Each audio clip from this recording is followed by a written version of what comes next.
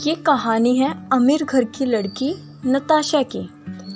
नताशा एक अमीर घर की लड़की थी, पर उसके पिताजी रमेश हमेशा से ही उसकी शादी एक मिडिल क्लास फैमिली में करवाना चाहते थे। नताशा को एक मिडिल क्लास के घर का रिश्ता आता है। नताशा को देखने के लिए चंदन और उसकी माँ आती है।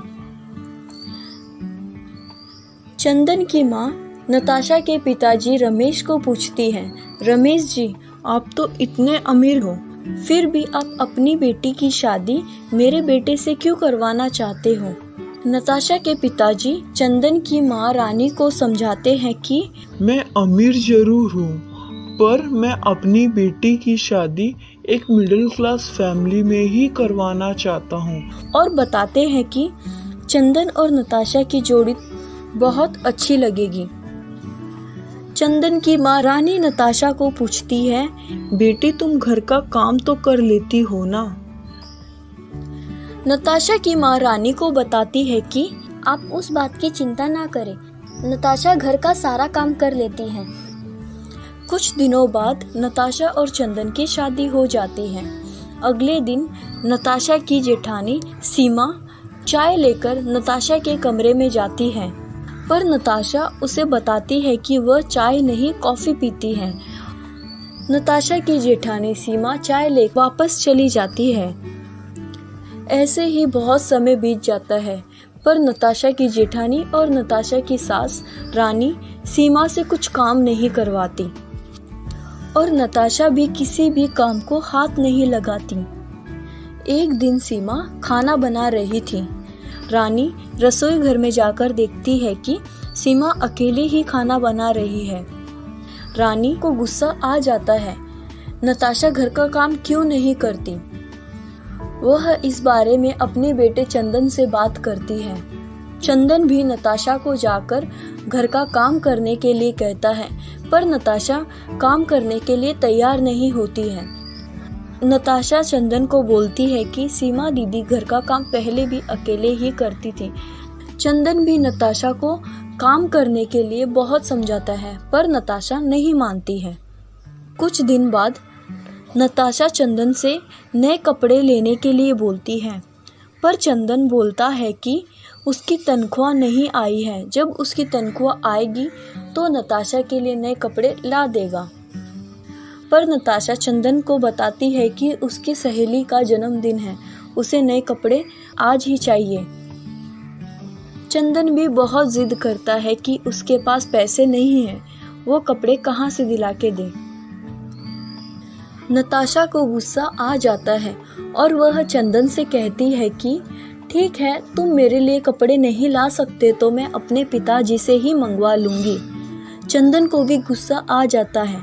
वह नताशा को कहता है कि तुम मेरी ससुराल में बेइज्जती करवाना चाहती हो, ठीक है, मैं तुम्हारे लिए कपड़े ले आऊंगा।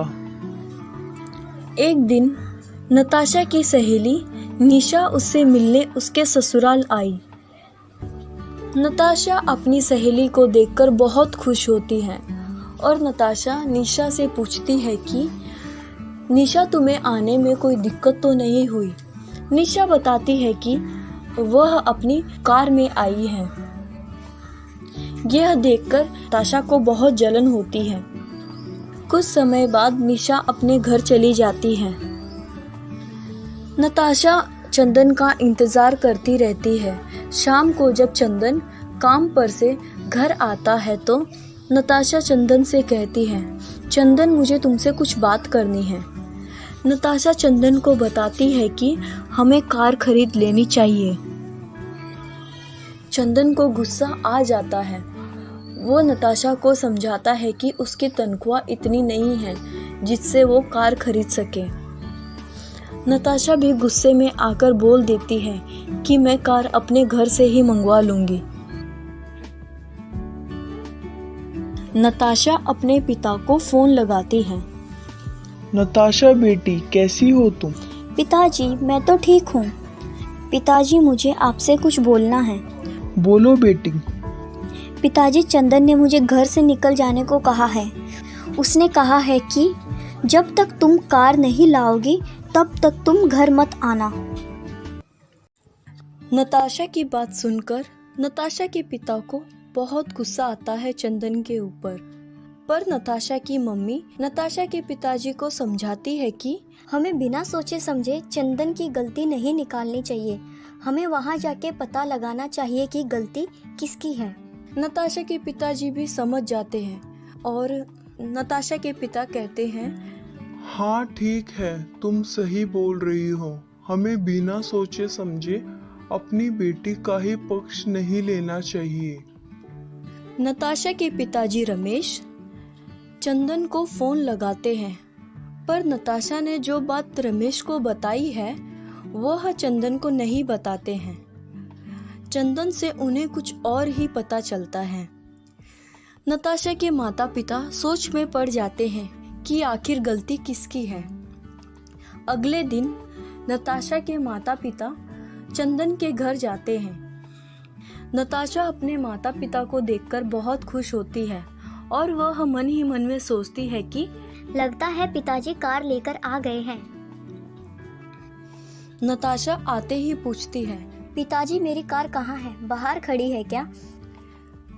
पर चंदन एक बार भी कार के बारे में नहीं पूछता है।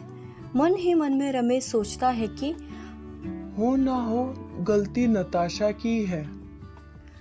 नताशा के पिताजी चंदन को बोलते हैं कि बेटा, मुझे तुम्हारी मदद की जरूरत है, क्या तुम मेरी मदद करोगे? चंदन सोच में पड़ जाता है, इतने बड़े आदमी को मेरी मदद की जरूरत, आखिर क्या बात हो सकती है? चंदन कहता है, जी पिताजी, जरूर, बोलिए। नताशा के पिताजी रमेश बताते हैं कि बेटा, हमारे घर पर चोरी हो गई है, हमें तुम्हारी मदद की जरूरत है, तुम मुझे कुछ पैसे उधार दे दो। यह सुनकर नताशा बहुत उदास हो जाती है। नताशा मन ही मन में सोचती है, लगता है पिताजी कार नहीं लेकर आए हैं। और नताशा बोलती है कि जी पिताजी, हम जरूर मदद करेंगे। और चंदन जाकर एक सोने की अंगूठी लाता है और नताशा के पिताजी को दे देता है। नताशा के पिताजी पूछते हैं कि बेटा, ये क्या है? चंदन बताता है कि पिताजी, फिलहाल तो मेरे पास रुपए नहीं है, पर मेरी कमाई में से यह अंगूठी मैंने नताशा के लिए बनवाई थी, जो कि मैं उसे उसके जन्मदिन पर देने वाला था, पर लगता है आपको इसकी ज्यादा जरूरत है, आप इसे ले जाइए। यह सुनकर नताशा की आंखें नम हो जाती है और नताशा के पिताजी मुस्कुराने लगते हैं। नताशा का चेहरा देखकर नताशा के पिताजी बोलते हैं कि बेटा चंदन, हमें इसकी कोई जरूरत नहीं है, चोरी का तो बस हम नाटक कर रहे थे, क्योंकि नताशा ने हमें फोन करके कुछ और ही बताया था। हम जानना चाहते थे कि गलती किसकी है और हमारे घर पर कोई भी चोरी नहीं हुई है। नताशा चंदन से माफी मांगने लगती है और चंदन भी नताशा को माफ कर देता है और नताशा और चंदन दोनों खुशी खुशी साथ में रहने लगते हैं। तो फ्रेंड्स, कैसी लगी आपको आज की ये छोटी सी स्टोरी? ऐसी ही कहानियों को सुनने के लिए हमारे चैनल को सब्सक्राइब ज़रूर करें।